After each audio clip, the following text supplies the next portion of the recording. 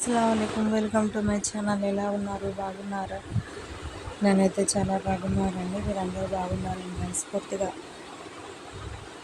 కోరుకుంటున్నాను. ఈరోజు అయితే పచ్చి రొయ్యలను క్యాప్సికం వేసి వండుతున్నానండి. చూసేయండి అది ఎలాగో. ముందుగా ఇంకా ఆయిల్ వేసుకుంటున్నాను. ఒక టమాటా, పెద్ద ఉల్లిపాయలు, పచ్చిమిరపకాయలు, క్యాప్సికం ఒకటి కోసేసుకున్నాను. ఆయిల్ వేడెక్కిన తర్వాత ఉల్లిపాయలు, పచ్చిమిరపకాయలు వేసేద్దాము.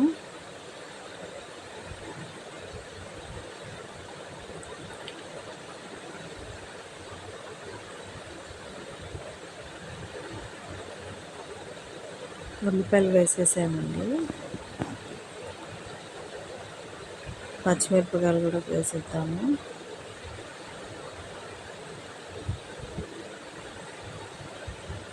కొద్దిగా పసుపు,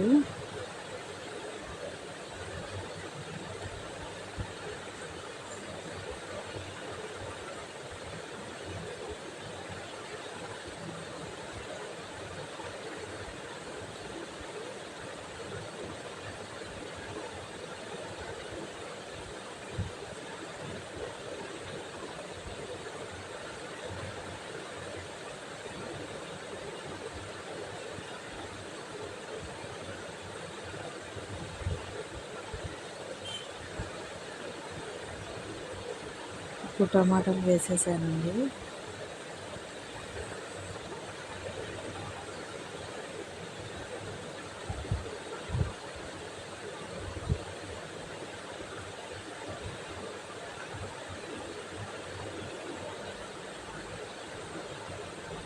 ఇలా కలిపేసుకోవాలి.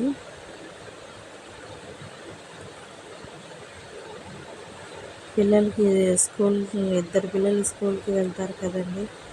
ఇంకా వాళ్ళకి రెడీ చేసి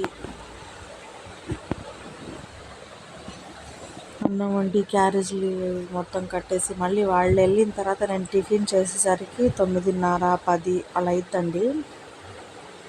నేను టిఫిన్ అయిన తర్వాత 10ంటికి అయిన తర్వాత ఇంకా నేను అంట్లు, బట్టలు అవి మొత్తం కడిగేసుకుంటాను. ఇల్లంతా ఊడ్చుకుంటాను, క్లీన్ చేసేస్తానండి.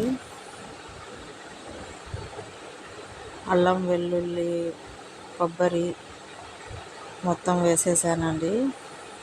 లవంగా, చెక్క, ధనియా ఈ పచ్చి వాసన అంతా పోయిన వరకు ఇలా వేయించుకోవాలి. దాని తర్వాత అండి ఈ క్యాప్సికం ముక్కలు కూడా వేసేసుకోవాలి.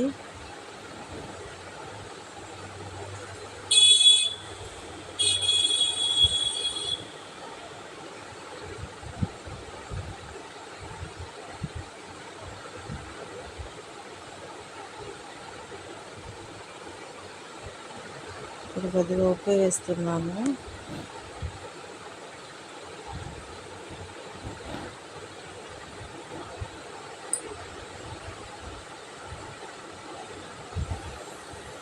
కొద్దిగా కారము, 2 టేబుల్ స్పూన్ కారం వేస్తున్నాను.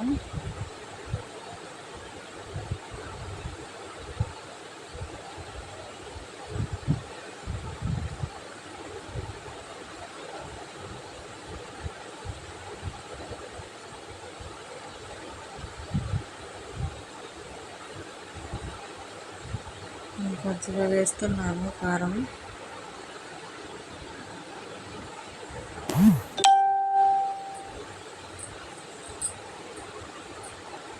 ఇప్పుడు ఈ గడ్డ కరగలేదండి. ఫ్రిడ్జ్లో పెట్టాను కదా, గడ్డగా ఉంది.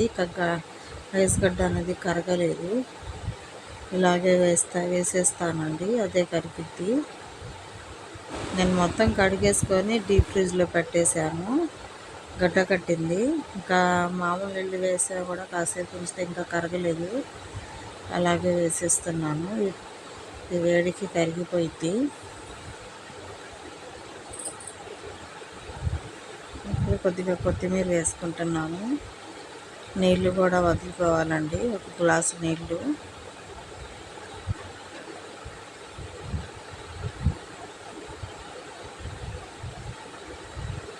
మూత పెట్టేద్దామండి.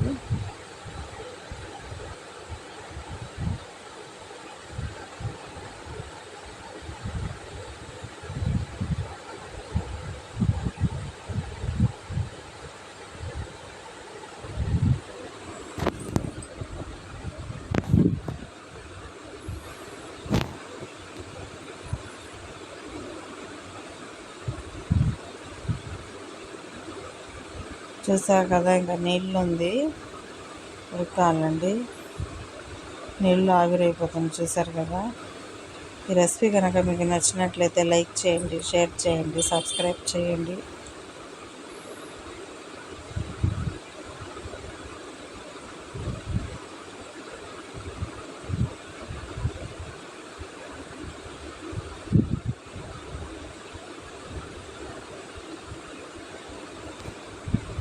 చూసారు కదండి, అంతే, అయిపోయింది. లైక్ చేయండి, షేర్ చేయండి, సబ్స్క్రైబ్ చేయండి. ఆఫ్ చేసేసుకోవాలండి, అంతే.